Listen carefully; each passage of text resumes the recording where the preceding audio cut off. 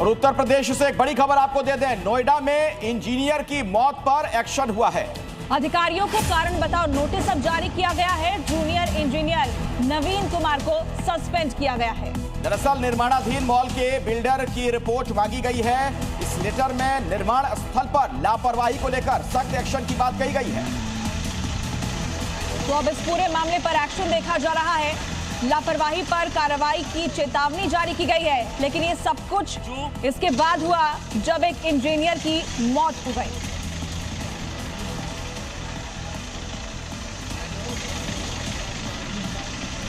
नोएडा में software engineer के साथ क्या हुआ, ये दर्शकों को जरा बता देते हैं। 16 जनवरी को रात 12 बजे युवराज घर लौट रहा था। गुरुग्राम से नोएडा सेक्टर 150 के लिए अपने वो घर लौट रहा था और सेक्टर 150 मोड़ के पास आगे का रास्ता उसे दिखाई नहीं दिया। कार दरअसल पानी और दलदल से भरे हुए प्लॉट के गड्ढे में गिरी। नाले की दीवार तोड़कर कार दलदल में फंस गई।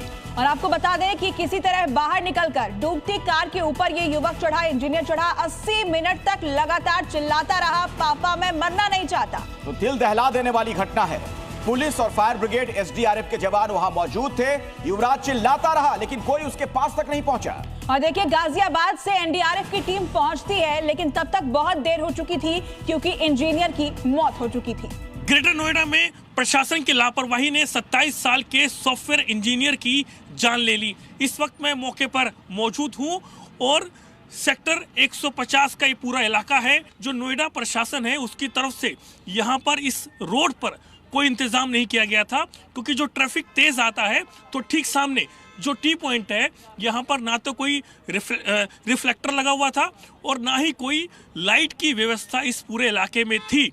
और उसके बाद में जैसे ही युवराज अपनी कार को लेकर के आया और फिर ठीक सामने जो ये पूरा एरिया आप देख रहे हैं, यहाँ से आने के बाद में कार समेत युवराज जो है इस पूरे इलाके में जो देख रहे हैं दीवार तोड़ करके जो कार है वो अंदर दाखिल हो जाती है।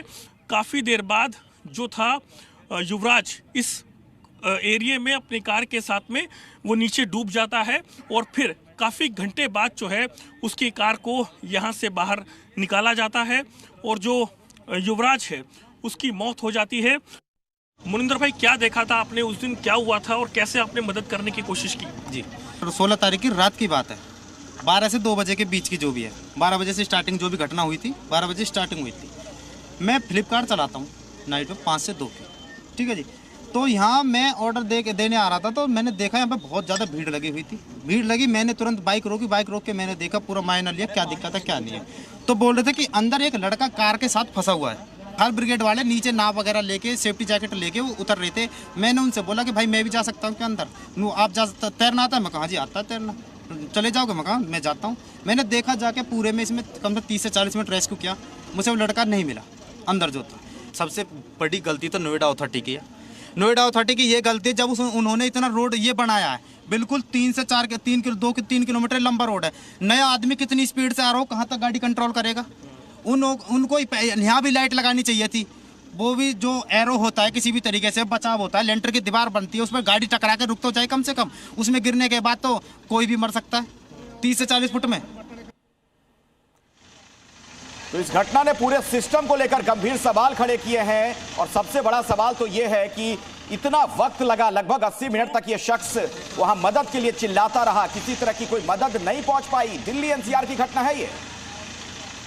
तो इस मौत पर कई सवाल खड़े हो रहे हैं। आपने चश्मदीद को भी सुना, वो डिलीवरी बॉय जिसने बचाने की कोशिश की लेकिन बचा नहीं सका। वो बता रहा है कि रात के 12 बजे इस घटना की शुरुआत होती है। 80 मिनट तक ये इंजीनियर जान बचाने की गुहार लगाता रहा लेकिन मदद नहीं पहुंची। जब तक मदद पहुंची तब तक बहुत देर हो चुकी थी, इंजीनियर की जान चली गई थी।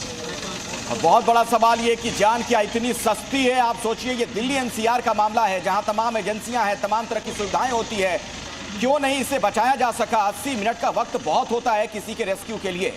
ये इंजीनियर वहां चिल्लाता रहा, मदद मांगता रहा, मदद की भीख मांगता रहा, लेकिन तमाम लोग, पुलिस वालों से लेकर अलग अलग लोग वहां पर जो वहां खड़े थे, मौजूद थे, वो तमाशबीन के तौर पर ही नजर आए। जेई को सस्पेंड जरूर किया गया है, लेकिन बड़ा सवाल यह है कि कोई बड़ी जिम्मेदारी, जवाबदेही तय की जाएगी। एक बहुत बड़ी लापरवाही है ये।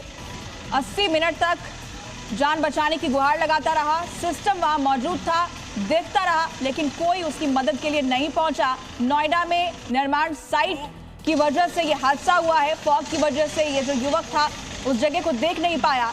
अब निर्माण साइट्स के पास सुरक्षा के कोई भी इंतजाम नहीं थे, कोई लाइट नहीं थी, वहां पर रोशनी नहीं थी और कोहरे की वजह से पहले वो इस हादसे का शिकार हुआ। उसके बाद जान बचाने के लिए गुहार लगाता रहा, लेकिन उस तक कोई मदद नहीं पहुंच पाई। अब जाकर इस मामले में एक्शन लिया गया है, सस्पेंड किया गया है जिम्मेदार लोगों को, लेकिन उस शख्स की जान वापस नहीं आ सकती।